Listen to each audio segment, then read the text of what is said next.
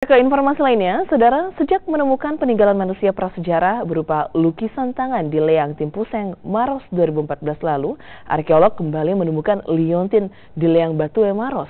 Penemuan yang melibatkan arkeolog Australia ini menjadi kesimpulan sementara jika manusia purba penghuni Leang Batue, Maros pada 20.000 tahun yang lalu telah mengenal perhiasan.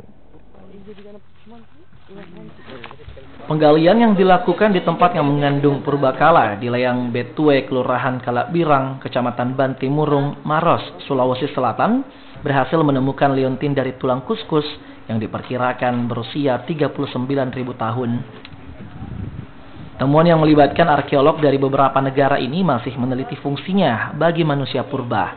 Apakah sebagai pengikat lawan jenis atau sebagai simbol pemimpin?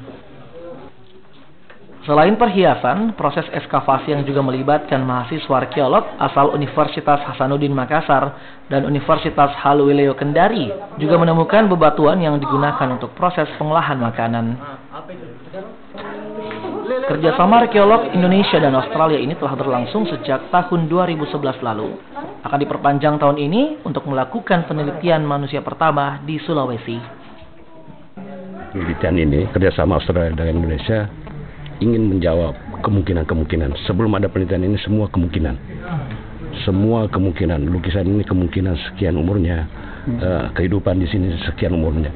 Nah, Australia dengan Indonesia bekerja sama untuk menjawab kemungkinan itu. Sulawesi penting, dianggap penting oleh peneliti karena merupakan zona percabangan dari semua migrasi. Dan bahkan beberapa ahli mengatakan bahwa ini seperti mangkok, jadi melting pot. Hasil penemuan ini nantinya akan didata melalui proses alat stasioner dan terekam dalam sistem komputerisasi serta diidentifikasi.